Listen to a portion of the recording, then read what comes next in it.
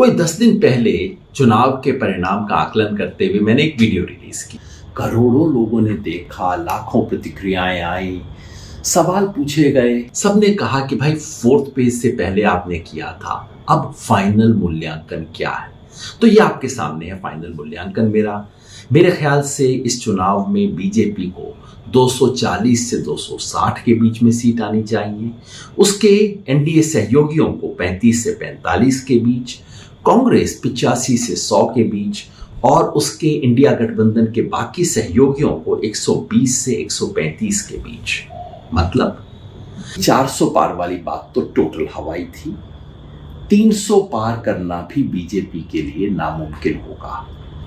मेरी समझ है कि बीजेपी 272 से नीचे है, 250 के नीचे भी जा सकती है।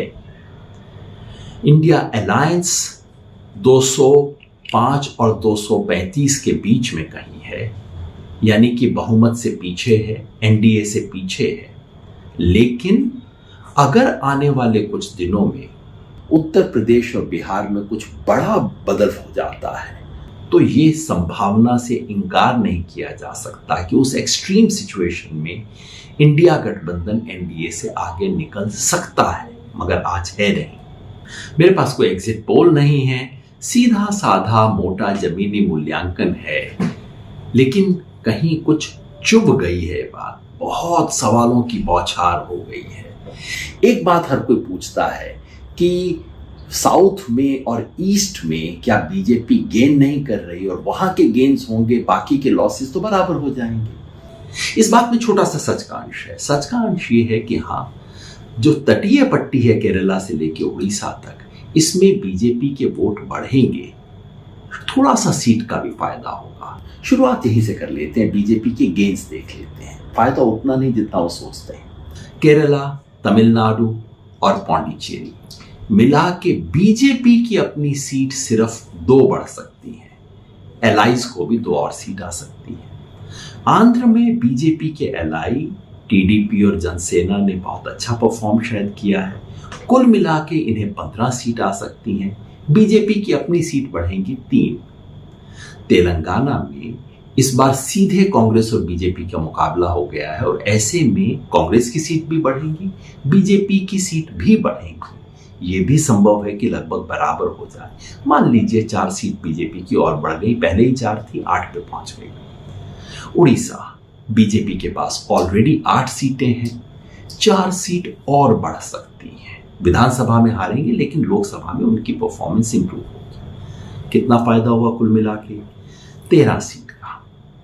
अब दक्षिण भारत के बाकी बचे हुए राज्य पे आ जाइए। कर्नाटका, खाली कर्नाटका में बीजेपी को कम से कम 13 सीट का नुकसान है। 25 सीट बीजेपी के पास हैं, एक उनके सहयोगी के पास थी। 12 से ज्यादा इस बार बीजेपी की नहीं आ रही, तो 13 सीट का जो फायदा बाकी सब राज्यों में हुआ वो अकेले कर्नाटका में बराबर हो गया।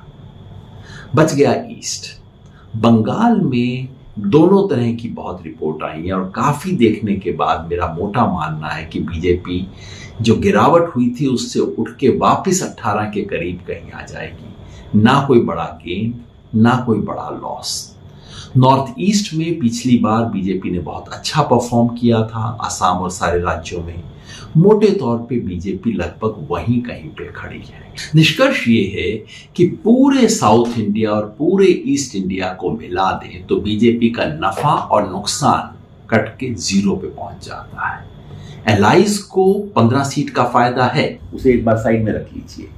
लेकिन बीजेपी की गिनती, टैली गिनते वक्त आप ईस्ट इंडिया और साउथ इंडिया को अब एक तरह से भूल सकते हैं। अब देखिए सिर्फ ये जो बाकी इलाका बचा है, जहां पिछली बार बीजेपी ने स्वीप किया था, यहां पे बीजेपी की कितनी सीट कम होती हैं, वही उसकी नेशनल टैली में कम होती है। शुरुआत करते हैं महाराष्ट्र से। महाराष्ट्र में पिछली बार एलाइज के साथ एनडीए को 42 सीट थी। इस बार कम से कम 20 सीट का नुकसान है।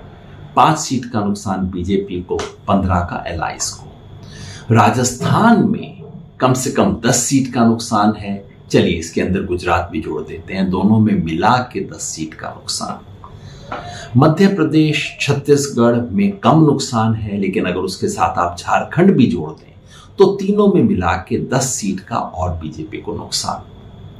हरियाणा में बीजेपी के खिलाफ एक आंधी सी है, हरियाणा और दिल्ली में 10 सीट का नुकसान, और उधर पंजाब, हिमाचल प्रदेश, चंडीगढ़, जम्मू कश्मीर, लद्दाख में मिला के 5 सीट का और नुकसान।